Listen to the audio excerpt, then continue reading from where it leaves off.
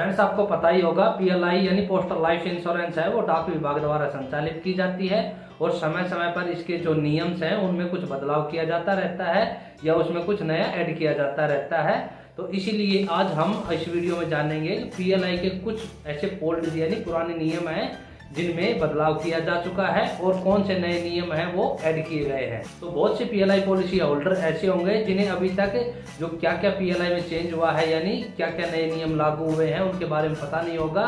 तो आज अपने इस वीडियो में मैं आपको बताऊंगा कि पीएलआई में कौन कौन से नए नियम है वो लागू हो गए हैं या नई नई सर्विस है उसमें क्या क्या ऐड हो गया है और कौन कौन से जो पुराने नियम है उनमें बदलाव किया जा चुका है, ताकि आपको पीएलआई का लेन देन करते समय कोई असुविधा की सामना ना करना पड़े और आप अपनी पीएलआई की जो ट्रांजैक्शन है वो स्मूथली करते रहें। तो सबसे पहले हम जानेंगे, जैसा कि आपको पता होगा ओल्ड रूल के अनुसार आप मिनिमम है वो 20,000 की पॉलिसी ओपन करा सकते हैं और मैक्सिमम जो लिमिट थी वो 20 लाख थी।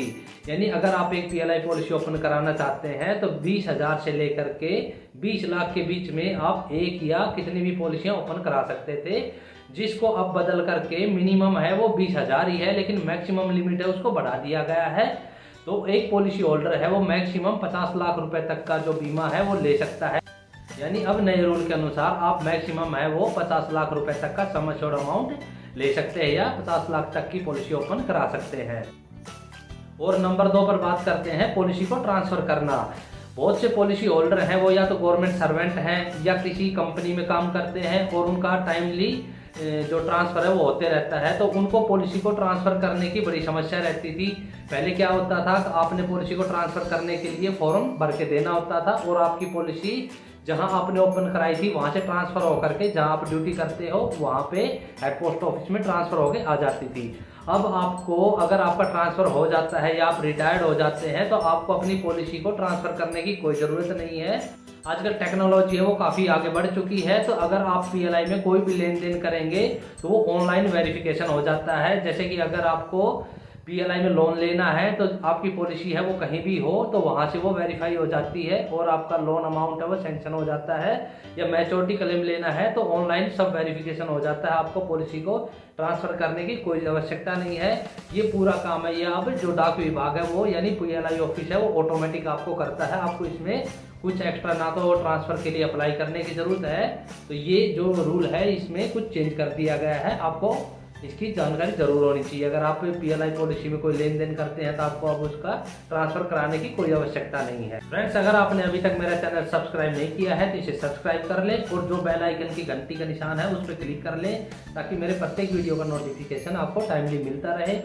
और नंबर 3 पर बात करते हैं जो पीएलआई पॉलिसी होल्डर हैं जिन्होंने अभी अभी अपनी पीएलआई पॉलिसी ओपन कराई है या वो जो व्यूअर्स हैं जो पीएलआई ओपन कराना चाहते हैं। तो जैसे जैसे टेक्नोलॉजी बढ़ रही है वैसे वैसे आपको सर्विस में भी उसके अकॉर्डिंग आपको सर्विस भी प्रोवाइड की जा रही है पीएलआई के द्वारा। यानी अगर आप नई पीएलआई पॉलिसी ओपन कराते हैं तो आप उसका प्रीमियम है वो ऑनलाइन पेड कर सकते हैं। ऑनलाइन ही आप उसका जो ओरिजिनल बॉन्ड है वो डाउनलोड कर सकते हैं। ये सब फैसिलिटी आपको ऑनलाइन मिल रही है। यानी अगर आप पीएलआई का लोन रीपेमेंट करना चाहते हैं तो उसको ऑनलाइन कर सकते हो।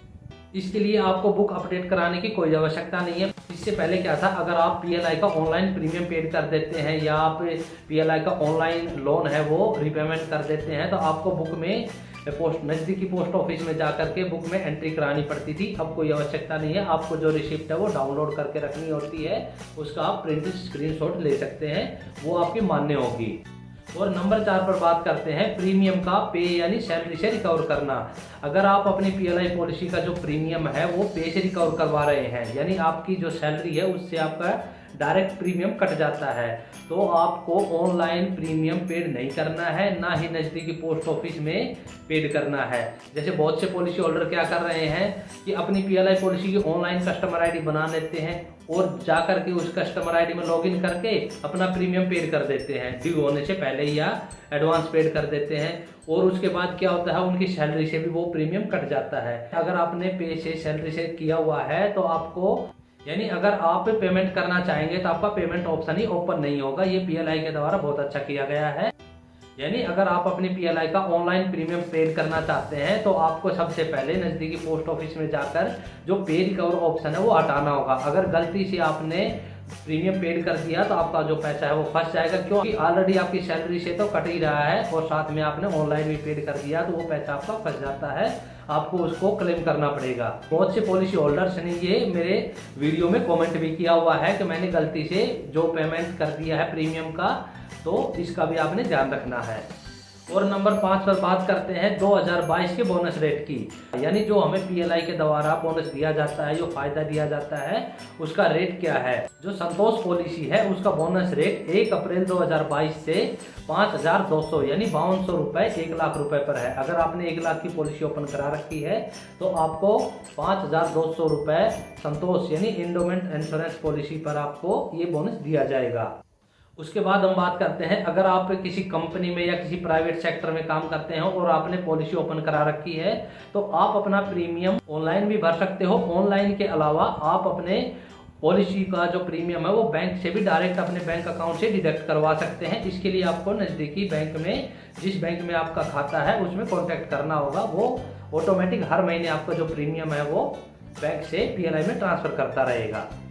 उसके बाद हम बात करते हैं जो व्यूअर्स हैं नई PLI ओपन कराना चाहते हैं, वो गवर्नमेंट सर्वेंट हैं, जैसे डिफेंस सेक्टर में है या फिर पैरामिलिट्रीज में है या पुलिस में है, और वो अपनी जो PLI का प्रीमियम है वो डायरेक्ट सैलरी से डिडक्ट करवाना चाहते हैं, यानी जो पेमेंट उनको मिलती है उस पेमेंट से वो PLI का प्रीमियम कटवाना चाहते हैं। तो इसके लिए जो नियम है वो है, आपको जहां आप सर्विस करते हैं उस ऑफिस से जो PLI का प्रपोजल फॉर्म होता है उसमें आपने अपने जो अधिकारी हैं, यानी जैसे CEO हो गया या ऑफिस जो कमांडेंट हो गया, उसका आपने उसमें साइन कराना होता है और उसकी जो ऑफिस की जो मोहर होती है, स्टाम्प होती है, वो उसमें लगवानी होती है। अगर आप वहाँ के रहने वाले नहीं हैं, यानी आप किसी अदर स्टेट में रहते हैं और वहाँ पे जॉब करते हैं, तो इसके लिए आपको लोकल एड्रेस के प्रूफ के तौर पर सर्विंग सर्टिफिकेट भी देनी होगी। सर्विंग सर्टिफिकेट जब डाक विभाग मांगेगा तभी देना है, नहीं तो कंपलसरी नहीं है। इतना काम कर दोगे तो आपकी जो पेमेंट से है वो प्रीमियम कटना शुरू हो जाएगा हर महीने। अगर आप जो प्रपोजल फॉर्म होता है, प्रपोजल फॉर्म है PLI ओपनिंग फॉर्म होता है, अगर आप उसमें ये स्टाम्प नहीं लगवाएंगे, अपने अधिकारी के साइन नहीं करवाएंगे तो आपको कैश भरना होगा या ऑनलाइन पेड करना होगा। उसको कैश प्रीमियम ही बोला जाता है।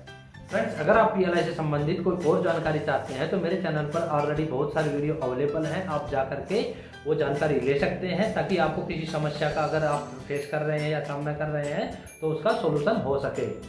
फ्रेंड्स, अगर आपने अभी तक मेरा चैनल सब्सक्राइब नहीं किया है तो इसे सब्सक्राइब कर लें और जो बेल आइकन की घंटी का निशान है उस पर क्लिक कर लें, ताकि मेरे प्रत्येक वीडियो का नोटिफिकेशन आपको टाइमली मिलता रहे। वीडियो पसंद आने पर इसे लाइक करें और ज़्यादा से ज़्यादा दोस्तों के साथ इसे शेयर करते रहें। मिलते हैं नेक्स्ट वीडियो में, तब तक के लिए जय हिंद जय भारत।